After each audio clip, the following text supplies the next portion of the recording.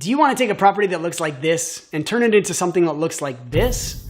In this video, I will walk you through 7 steps to flip a property to make more money. Flipping properties is a great way to make money as a real estate investor, but it's important that you know how. Ready to unlock the secrets of making money?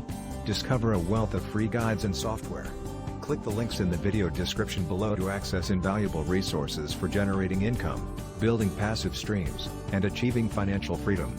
Don't hesitate, click now and start your journey to financial success. How to do it and what mistakes to avoid, because I can assure you it's not as easy as they make it look on HGTV. As a bonus, stick around until the end of this video where I'll share the best kind of property to flip. Hey, what's up? Darren Voros here. My mission is to help 1,000 people create $1 million in net worth with real estate investing. Subscribe not to miss what's coming. Let's flip a property in 10 seconds. First, you buy a property that needs some fixing up, renovate that property, and then sell it, ideally for a profit. Sounds simple. In reality, a lot of people fail. And here are the 3 points why. Carrying costs, the selling costs, and the potential taxes that need to be paid when you make a profit.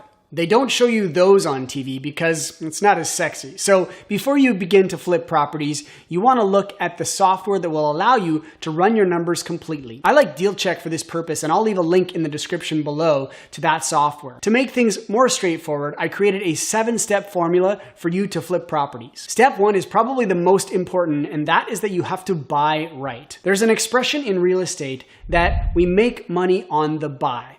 If you are overpaying for a property, it's really hard to make money on a flip. Think about it this way. If you're buying a property at retail value and then trying to improve that property and sell it again at a higher retail value, you have a very small profit margin. If you were to buy that property at wholesale value, then your chances of profiting are significantly higher. How do you find properties at wholesale value? Well, that's a whole other video, but there are many ways you can do this. You can find a local wholesaler or find properties that have been passed by other potential buyers, or by working with realtors who have exclusive or pocket listings. These are just a few strategies that will allow you to pick up properties at a potential discount. Step 2 is finding properties in the right price range. If you look at the median house price in any given market, you want to be purchasing properties in and around the median house price. For example, if the average property in a market is selling for $500,000, you want to be within 20 to 30% of that $500,000 mark. In other words, a range of $400,000 to $600,000. This will give you the highest concentration of buyers when it comes time to sell. If the average house price is $500,000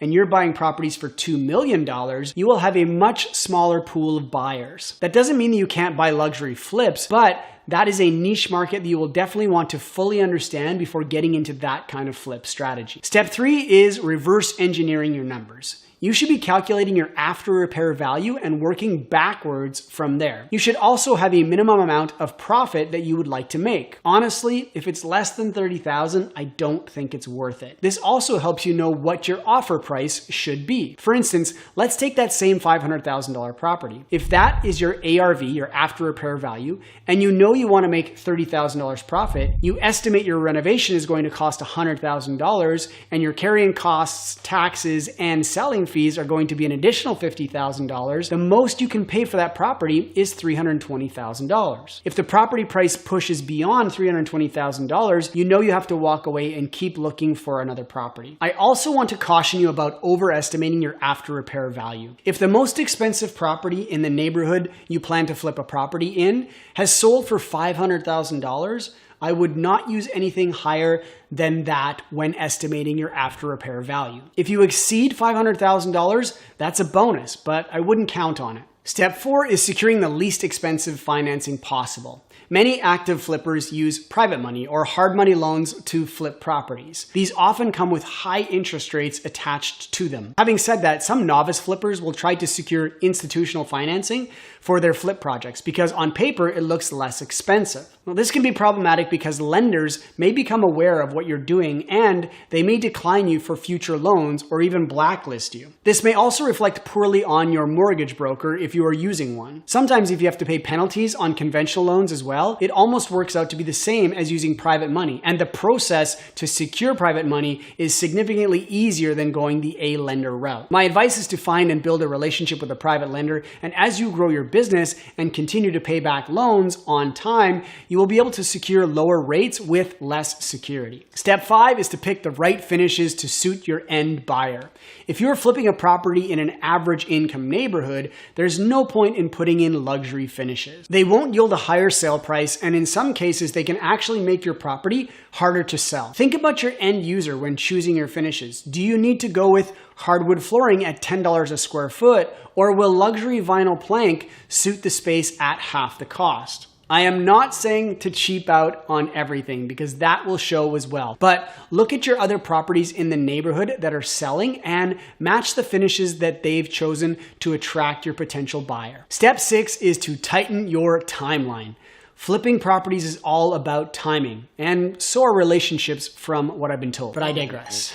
The faster you become, the more money you stand to make. This all has to do with the cost of carrying the property. If your carrying costs are $5,000 a month, you can eat into your profits very quickly by going over schedule by 2 months. At the same time, you want to set realistic expectations on your timelines. If you're planning to do new kitchens, bathrooms, flooring, paint, and move some interior walls around, and you plan to do this in 4 weeks, you better plan to work around the clock. The other item that snags most flippers, and it's especially relevant right now, is to make sure that you can get material on site when it's needed. There are shortages on almost everything right now, so you have to account for this in your timelines and in your budgets in order to be successful. Step 7 is to build a flipping business. If you want to be profitable as a flipper, you have to start creating systems around your operation in order to achieve economies of scale. If you plan to flip one property every couple years, it will be difficult to get good pricing on trades, materials, and financing. If you flip 3 to 4 properties per year, there are possibilities of finding savings on all of these items. The biggest frustration with most flippers is being able to get preferential pricing from contractors and subcontractors. Preferential pricing does not happen on the first deal. It usually happens when a contractor sees you as a regular source of income and someone who is reliable and trustworthy. That's when you'll start seeing better pricing and quicker timelines. So if you plan to flip properties, start thinking about how you can build a business around this strategy. Now, the best kind of property to flip is a property that only needs cosmetic fixes. When you start getting into replacing all of the systems in the house, such as the plumbing, the electrical, and the HVAC, these systems all end up behind the walls, and most buyers do not appreciate the money you've spent to upgrade these items. If you can avoid properties that require replacement of these items, your chances of being successful on your flips is significantly higher. If you're interested in learning more about flipping properties, I'm running a series of courses and trainings starting in the fall of 2021, where we'll cover this topic and so much more. Check out my website for more information at darrenvoros.com. If you have questions about flipping properties or any other real estate investing questions, feel free to drop those in the chat section below. And make sure to check back here every week as I release a new video on Tuesdays. You can also follow me on Facebook and Instagram, where I share more tips and tricks about real estate investing on a regular basis. Thanks for watching, and I'll see you soon. Attention dreamers and hustlers. Want to make money and create the life you desire? Click the links below in the video description to gain access to free guides and software that will empower you on your path to financial success. Take action now and unlock your money-making potential.